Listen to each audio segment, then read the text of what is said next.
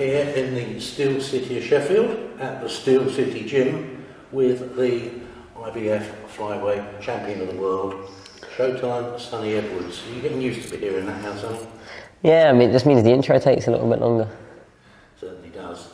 Now, you're back in business next Saturday, September 11th, at the Copper Box, when you make your first defence against your manager, challenger, Jayson Mama. The first thing people are going to want to know is your fight kit going to live up to last time?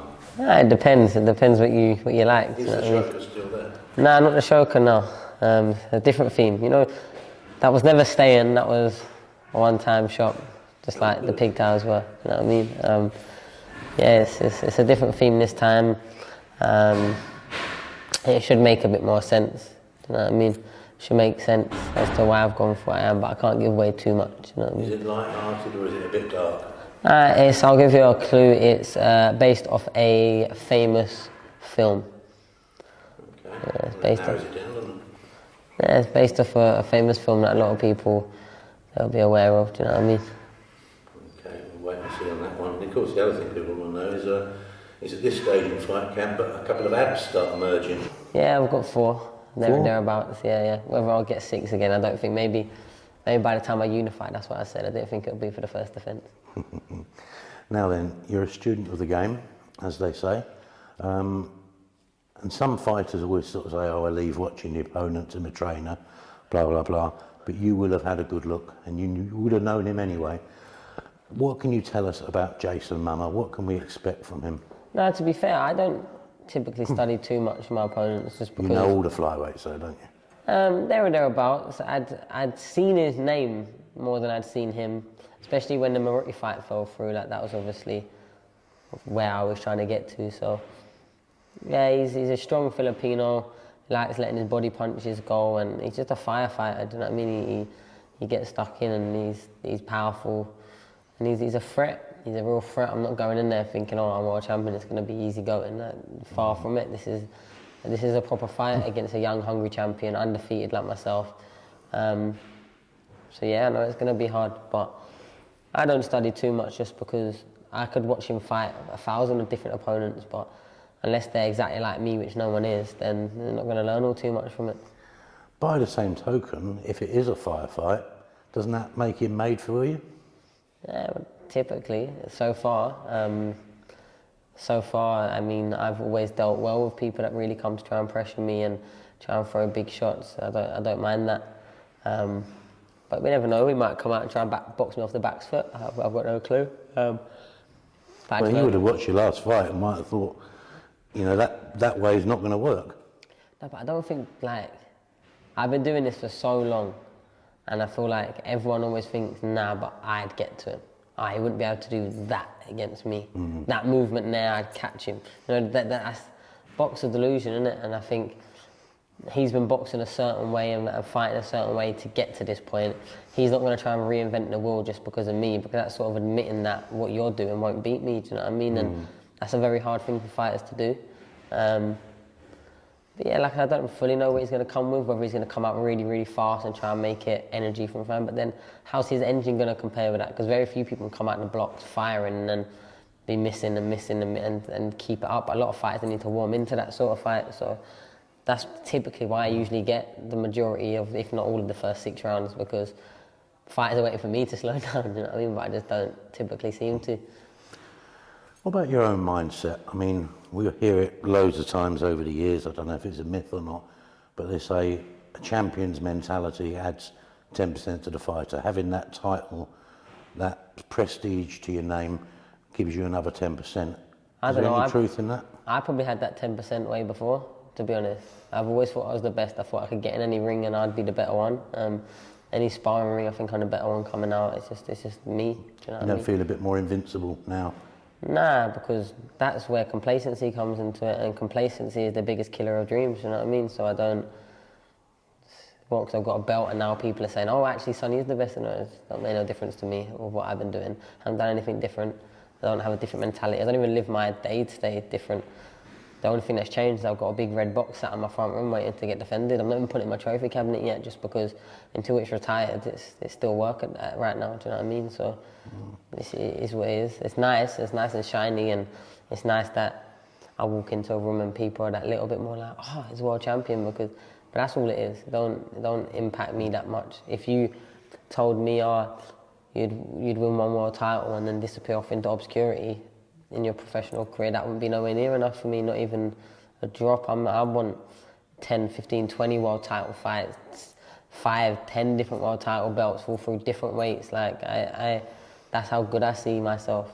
Like, loads of people that I don't seem to be the best fighters have won one world title, do you know what I mean? I want to touch on complacency in a way, because last time you knew Maruti so well, you respected him so much, and you went in there meticulously planned, with a meticulously planned game plan, all mapped out, you executed it to perfection, but you knew you couldn't afford to make one mistake in there. You couldn't afford for him to land at any point in that fight. Would you go into this fight with the same sort of mentality and attention to detail as you did back then? Yeah, because any time there's an unknown fighter in front of me, you've seen it against the Mexicans I've fought, etc. Like, I kind of have a similar mindset. Like, I don't care about getting mixed in too involved. And yeah, I mean, you've seen my focus dwindle a bit, but that's usually when the fight's getting into like a rhythm. Do you know what I mean? And it's kind of switching off. It's kind of easy in there, but I don't think that'll be this one for a second. I think, you know what I mean, he's going to remind me that I'm in a world title fight straight away. I mean, I know what it's like to be training for your first world title fight. Right now I'm training for my first world title defence, so I'm fresh off that, and I know the belief, self-belief and the hunger he's going to have is going to be right up there, do you know what I mean? So I can't afford to, you know, switch off and just think, oh yeah, I'm going to win this one, he's not a minority, do you know what I mean? Because no one's a minority until they're a minority, do you know what I mean? Until he'll let me know in the ring after the 3rd, 4th, 5th round what sort of fight I'm in, do you know what I mean? How good he is. But does the magnitude feel the same as, like you say, you get your first defence up against winning it against a great Maruti? Does it feel the same in terms of magnitude? Yeah, it's got to, because for me, my boxing career, the business side of things, like this, without going straight into what I'm talking about, this right here is the bridgeway to one of my bucket lists, one of my achievements that I wanted to achieve as a flyweight professional boxer. And if I do this, then I'm guaranteed what I want to do in my next fight, minimum. So, like, this is massive for me. Every fight is massive for me. I'm trying to change my kid's life. I'm trying to cement a legacy. I don't want to just be a sort of flash in the pan fighter. And regardless of what happens this time, next time, the time after that, I just want to be in big, interesting fights that people care about. And whether I win, lose or draw, it's not the end of the world to me. I'm a competitor. And I just like fighting. I don't. People always ask all these questions, but for me, the world titles are nice. This is now my prize fighter. You know what I mean? This is what we're doing it for. What is Grant saying about this guy, Mama? I mean, like you say, he prepared you so meticulously last time because, like you say, you knew what you were up against. You were up against greatness. This time, what's he saying?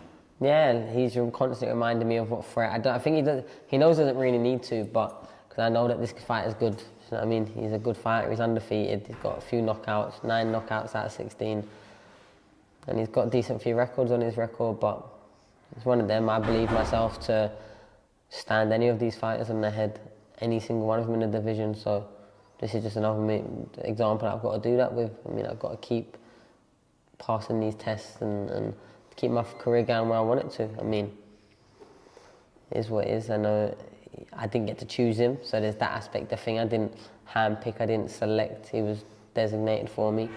But that's fine, because like I said, I want the biggest fights, I want the biggest names, I want the best fighters out there, my weight and other weights. So it's just another one in step in that direction. I mean, if he comes and takes my belt off me, it's back to rebuilding again, you know what I mean? So I'm not trying to go back down to where I was before that world title fight. At this level, even if you were schooling this guy, like in your own words, standing him on his head, would you ever be tempted to try and close the show nowadays? Or, yeah. or would you just think you've got to maintain that concentration and just see throughout the 12 rounds? Would you be ever tempted, if it was going really well, to think, can have an early night here? Yeah, I work in percentages and probabilities. My game plan is always to give them as little chance of winning as I possibly can.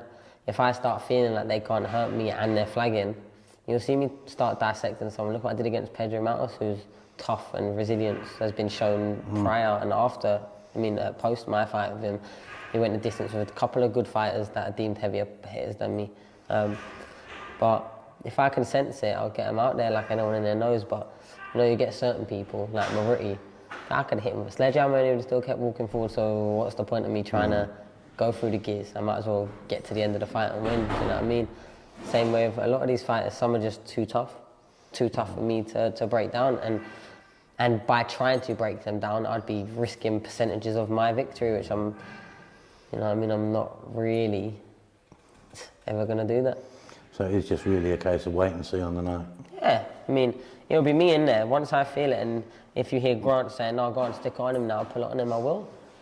But if Grant's telling me, "No, keep boxing, keep moving, keep boxing, keep moving," because there has been times when he's told me to up it, to stick it on people and to push him back. There has been that, but only when it's the right thing to do. We know when it's the right thing to do. We're not just gonna risk my win just for anything, really. I'll be real. I mean, whether people find me entertaining or not, that's up to them. I've got one job, and that's one job only, and that's to win and keep my career and my contracts moving forward. I'll be perfectly honest.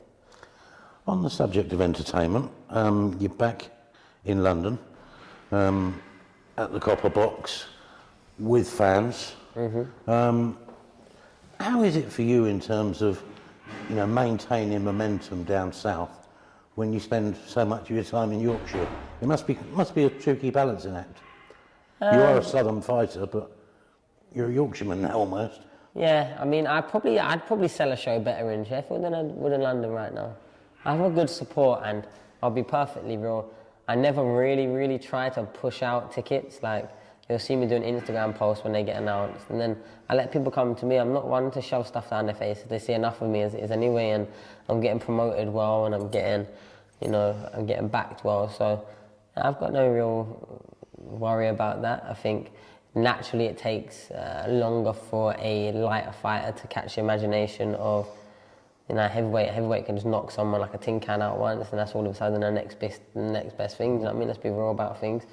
But I'm sort of slowly gaining my sort of like cult following that really like me, like my style, like what I'm about, how I, you know, operate myself, and it is what it is. I'm just being real and true to myself, and I'm unapologetically myself, and I don't really plan to change that for no one. So yeah, it's hard to keep the relationships and maybe, you know, be in people's faces, because as you know, the more time I'd be sat in a pub drinking or at the football, stuff like that, obviously you're constantly connecting with people that eventually can invest something into your career. Do you know what I mean? That's just simple maths. But my biggest concern is being in the gym, learning, becoming the best fighter I can be, and that will take me right to the end. Like, there's no point me worrying about too much other than that. I'm a boxer. If people like me, they like me. If they don't, they don't. I'm not really trying to change anyone's opinion on that. It wouldn't really work if you started playing the football card now, would it?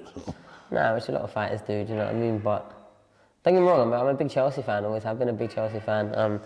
Growing up, you could see us always in the kits, and you know, we used to go and watch the matches like a few times a year, because my godfather was a season ticket holder. So, but at the same time, I'm not about to start pushing narratives to try and drum up support. It's just not what I'm on. It's not what I'm about. It kind of goes against everything I stand for. Like, if someone wants to come and watch me because they want to come and watch me, that's fine. I'm not going to ask you to. I'm not going to beg you to. Do you know what I mean? There was a neat symmetry there, though. You mentioned Chelsea, but your world title challenge was getting flagged up in the half-time of Chelsea Champions League games. I was watching it. That I must was have like, been oh, there's me. surreal. You know what I mean?